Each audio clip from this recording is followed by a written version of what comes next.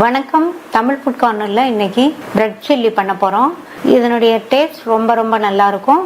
இதை பிரேக்ஃபாஸ்ட்டாகவும் சாப்பிட்டுக்கலாம், evening time ஸ்நாக்காகவும் சாப்பிட்றதுக்கு நல்லாயிருக்கும். வாங்க வீடியோக்குள்ளே போகலாம். 6 பிரெட் பீசஸ் எடுத்து வச்சுருக்கேன். எல்லாத்தையும் சின்ன சின்ன துண்டுகளாக கட் பண்ணிக்கலாம்.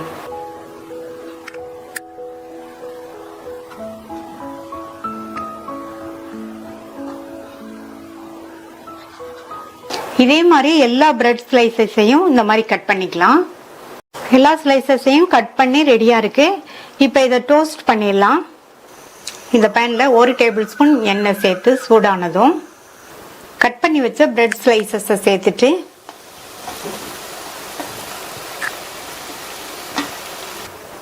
மிதமான தீயில வச்சு மெதுவாக இந்த பிரெட் பீசஸ்லாம் அதனுடைய கலர் லைட்டாக சேஞ்ச் ஆகிற வரைக்கும் இந்த மாதிரி கிண்டி கொடுத்துக்கலாம்.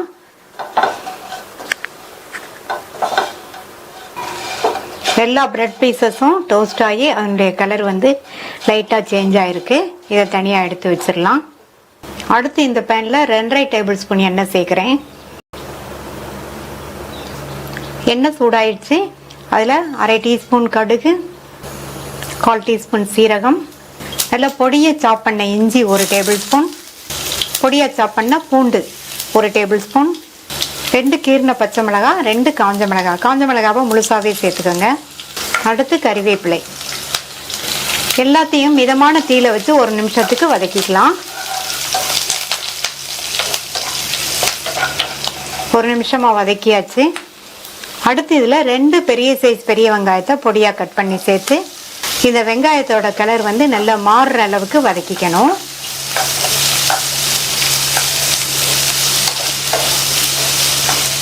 வெங்காயத்தோட கலர் வந்து நல்லா மாறி வதங்கியிருக்கு. இந்த அளவுக்கு வதக்கிக்கணும். 2 மீடியம் சைஸ் தக்காளியை நல்லா சாப் பண்ணி சேர்த்துக்கலாம்.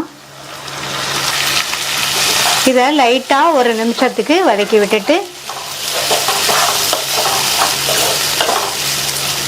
இது கூட 1/4 டீஸ்பூன் மஞ்சள் தூள், 1.5 டீஸ்பூன் தனி மிளகாத்தூள். மிளகாத்தூள் உங்களுடைய காரத்துக்கு தகுந்தபடி சேர்த்துக்கோங்க. 1/2 டீஸ்பூன் கரம் மசால் தூள். இந்த டிஷ்ஷுக்கு தேவையான அளவு உப்பு சேர்த்துக்கலாம். இது கூட ஒரு சின்ன சைஸ் கேப்சிகத்தை நல்லா குட்டி குட்டியாக கட் பண்ணி சேர்த்துட்டு எல்லாத்தையும் நல்லா ஒன்றா மிக்ஸ் பண்ணி விட்டுக்கலாம். நம்ம சேர்த்து அந்த மசாலா தூளோட பச்சை வாசனையெல்லாம் போய் ஓரங்கள்லாம் எண்ணெய் பிரிஞ்சு வரட்டும்.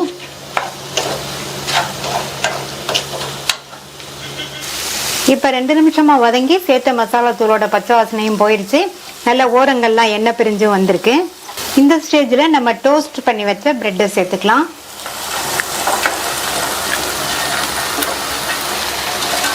நம்ம சேர்த்த மசாலா இந்த எல்லா பிரெட் பீசஸ்லையும் நல்லா கோட் ஆகுற மாதிரி இந்த மாதிரி கிண்டி கொடுங்க.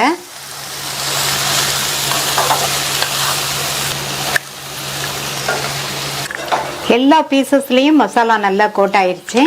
இது அப்படியே ஒரு 2 நிமிஷத்துக்கு இருக்கட்டும். ஸ்டவ் லோ மீடியம் ஃப்ளேமில் இருக்கட்டும். லைட்டாக அப்பப்போ மட்டும் கிண்டி கொடுங்க. இப்போ 2 நிமிஷம் ஆச்சு. பொடியாக கட் பண்ண கொத்தமல்லி இலைகள் கொஞ்சம் சேர்த்துடலாம். கொத்தமல்லி இலைகள் சேர்த்துட்டு லைட்டாக ஒரு கிண்டி கொடுத்துடலாம்.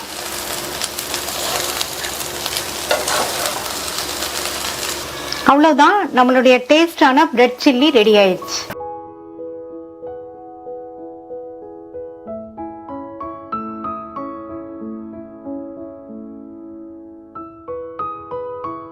பாஸ்தா பண்ண போகிறோம். வீட் பாஸ்தாவோட வெஜிடபிள்ஸ் எல்லாம் சேர்த்து இந்த பாஸ்தா பண்ணியிருக்கோம். சுவை ரொம்ப நல்லாயிருக்கும். ரொம்ப ஈஸியாக பண்ணிடலாம். ஃபஸ்ட்டு நம்ம பாஸ்தாவை வேக வச்சுக்கலாம். ஒரு அகலமான பாத்திரத்தில் தண்ணி விட்டு வச்சுருக்கேன். இந்த தண்ணி வந்து நல்லா கொதித்து வரட்டும். பாஸ்தாவை வேக வைக்கிறதுக்கு அகலமான பாத்திரமாக எடுத்துக்கோங்க. இப்போ தண்ணி நல்லா கொதிக்க ஆரம்பிச்சிருச்சு.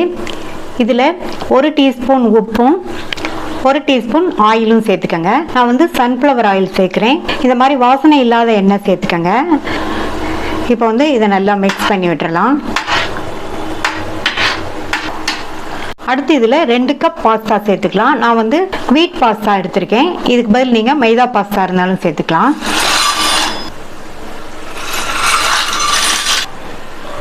சேர்த்துட்டு இந்த மாதிரி கலந்து கொடுத்துட்டே இருக்கணும். இந்த பாஸ்தா வந்து ரொம்ப குக் ஆயிடக்கூடாது. இந்த பாஸ்தா கரெக்டாக குக் ஆகி வர்றதுக்கு 7லேருந்து 8 நிமிஷம் ஆகும். இது மாதிரி அடிக்கடி மிக்ஸ் பண்ணி கொடுத்துட்டே இருங்க. ஒன்று எடுத்து செக் பண்ணி பாருங்கள். ஒரு நைஃப் வச்சு இந்த மாதிரி கட் பண்ணி பார்த்தோம்னா நல்லா அது சாஃப்டாக கட் ஆகிறது தெரியும். இப்போ உடனே ஸ்டவ் ஆஃப் பண்ணிவிட்டு இதை நம்ம வடிகட்டிடலாம். நான் ஒரு பாத்திரம் மேலே வடிகட்டி வச்சுருக்கேன். இதில் வடிகட்டிடலாம். இந்த மாதிரி வடிகட்டினதுக்கப்புறமா இதில் சில்லுன்னு உள்ள தண்ணியை இது மாதிரி விட்டுட்டு மறுபடியும் நல்லா வடிகட்டிக்கணும்.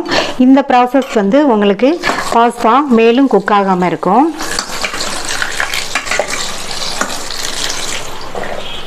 நல்லா கோல்டு வாட்டர் வச்சு வாஷ் பண்ணியாச்சு.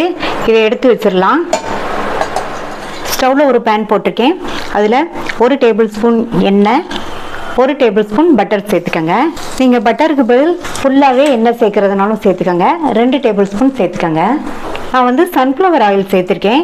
இப்போ இந்த பட்டர் உருகி எண்ணெயும் லைட்டாக சூடாகட்டும். இதில் ஒரு மீடியம் சைஸ் பெரிய வெங்காயத்தை கட் பண்ணி சேர்த்துக்கோங்க. இந்த வெங்காயம் 2 நிமிஷத்துக்கு வதங்கட்டும். அடுத்து இது கூட ஒரு பச்சை மிளகாவை கட் பண்ணி சேர்த்துக்கோங்க. இது கூட பொடியாக சாப் பண்ண இஞ்சி 1 டீஸ்பூனும், அதே மாதிரி பொடியாக சாப் பண்ண பூண்டு 1 டீஸ்பூனும் சேர்த்துக்கோங்க. இதை மறுபடியும் வதக்கி விட்டுக்கலாம்.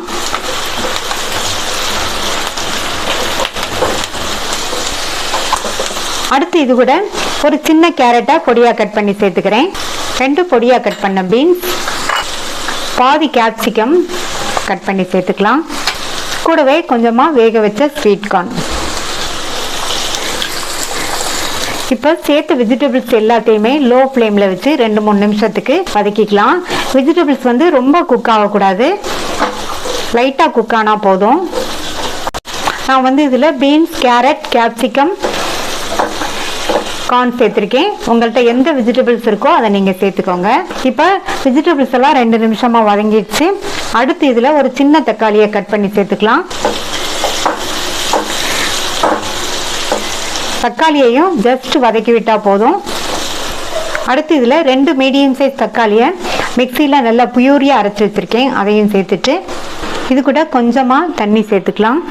இப்போ இதுக்கு தேவையான அளவு உப்பு சேர்த்துட்டு நல்லா ஒரு தடவை மிக்ஸ் பண்ணி விட்டுறலாம்.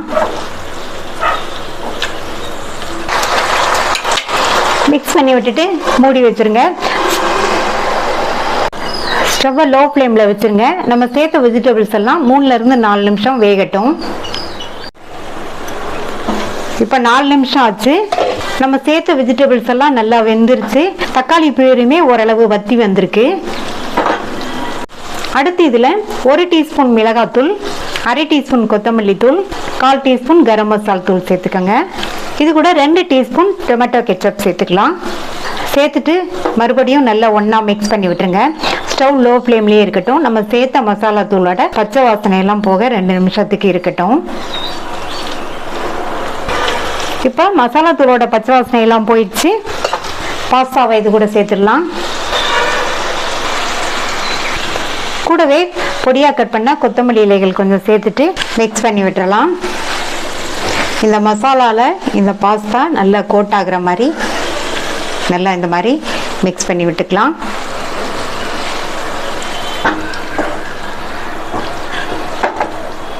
அடுத்து இதில் 1/2 டீஸ்பூன் மிளகுத்தூள் சேர்த்துக்கலாம். மறுபடியும் நல்லா மிக்ஸ் பண்ணி விட்டுட்டு ஸ்டவ் ஆஃப் பண்ணியாச்சு.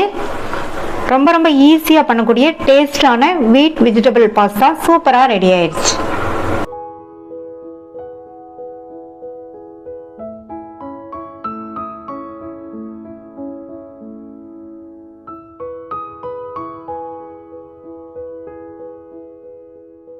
வெஜிடபிள் நூடுல்ஸ் பண்ண போகிறோம். வீட்டில் உள்ள கோதுமை மாவு வெஜிடபிள்ஸை வச்சு இந்த நூடுல்ஸை நம்ம ரொம்ப ஈஸியாக வேகமாக செஞ்சிடலாம். இதில் சாஸ் எதுவும் நம்ம சேர்க்கலை, அதனால இது ஒரு ஹெல்த்தியான நூடுல்ஸ். இந்த மிக்சிங் பவுலில் 1/2 கப் கோதுமை மாவு, இந்த மாவுக்கு தேவையான அளவு உப்பு, 2 டேபிள் ஸ்பூன் எண்ணெய்,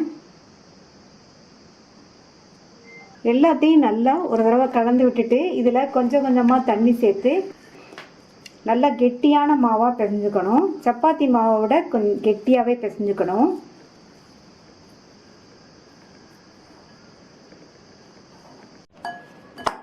நூடுல்ஸ்க்கு மாவு பிசைகிறது ரொம்ப முக்கியம். தண்ணி ரொம்ப சேர்த்துறாம கவனமாக கொஞ்சம் கொஞ்சமாக சேர்த்து பிசைஞ்சுக்கணும்.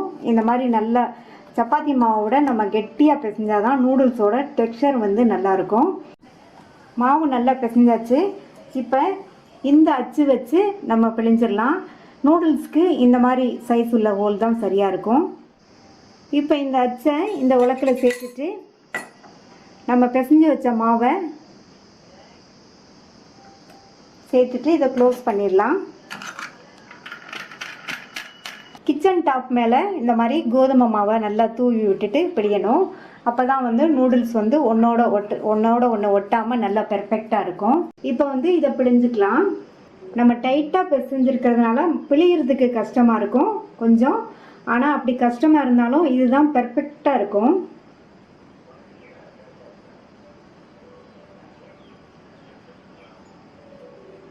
இந்த மாதிரி கொஞ்சம் பிழிஞ்சிட்டு இது மேலே லைட்டாக மறுபடியும் மாவு தூவிக்கணும்.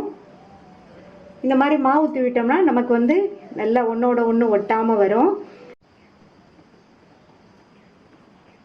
இந்த மாதிரி பிழிய அப்பப்போ இந்த மாதிரி மாவு தூவி விட்டுட்டே இருங்க. இந்த மாதிரி மாவு தூவி விட்டு இந்த அளவு பிழிஞ்சதுக்கப்புறமா இதை கட் பண்ணிடுங்க. மறுபடியும் இந்த எண்டில் லைட்டாக இந்த மாதிரி மாவை தூவி விட்டுட்டு இதை இந்த மாதிரி சுற்றி வச்சிடலாம். இதே மாதிரி மீதி உள்ள மாவையும் நம்ம பிழிஞ்சு ரெடி பண்ணி வச்சுக்கலாம். இந்த பாத்திரத்தில் 1 கப் தண்ணி சேர்த்துருக்கேன். தண்ணி நல்லா சூடாகிடுச்சு. இதில் 1 டேபிள் ஸ்பூன் எண்ணெய் சேர்த்து நல்லா ஒரு தடவை கலந்து விட்டுருங்க. இந்த தண்ணி நல்லா கொதிச்சு வரட்டும். தண்ணி நல்லா கொதிச்சிட்ருக்கு. நம்ம பிழிஞ்சு வச்ச நூடுல்ஸை இதில் சேர்த்துடலாம்.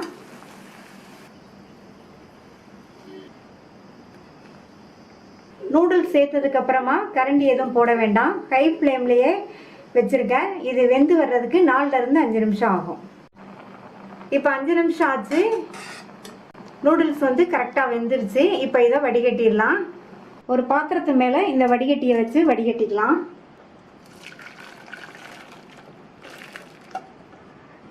இப்போ வடிகட்டியில் உள்ள தண்ணியெல்லாம் கம்ப்ளீட்டாக வடிஞ்சிருச்சு. இந்த பேனில் 2 டேபிள் ஸ்பூன் எண்ணெய் சூடானதும் அதில் பொடியாக கட் பண்ண 4 பூண்டு.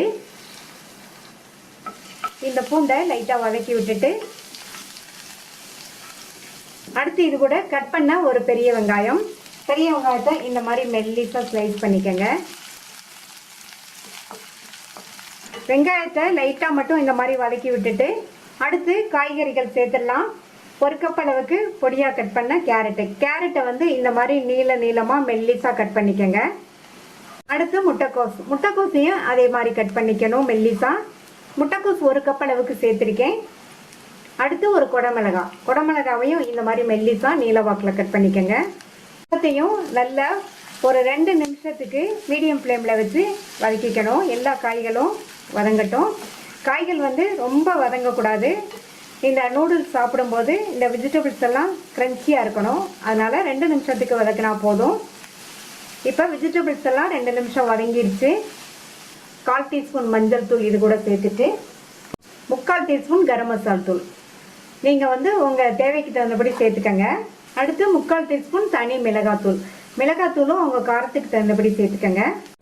1/4 டீஸ்பூன் மிளகுத்தூள்.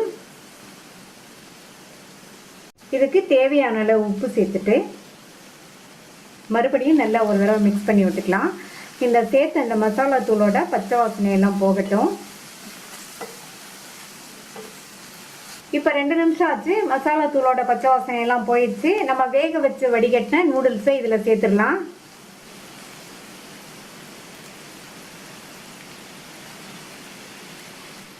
ஸ்டவ்வை சிம்மில் வச்சுட்டு இந்த மசாலா இந்த சேர்த்த நூடுல்ஸ் எல்லாம் நல்லா ஒன்றா மிக்ஸ் ஆகிற மாதிரி நல்லா இந்த மாதிரி மெதுவாக கலந்து கொடுத்துக்கணும்.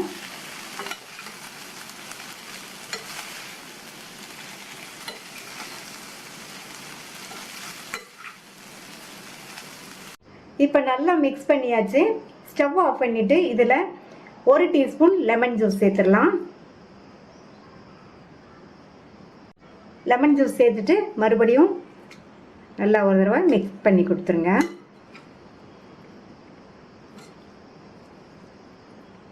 சூப்பரான டேஸ்ட்டில் ஹெல்த்தியான வீட் வெஜிடபிள் நூடுல்ஸ் ரெடி ஆயிடுச்சு. நீங்களும் இதை ட்ரை பண்ணி பார்த்துட்டு உங்கள் கமெண்ட்ஸை சொல்லுங்கள். தேங்க்யூ.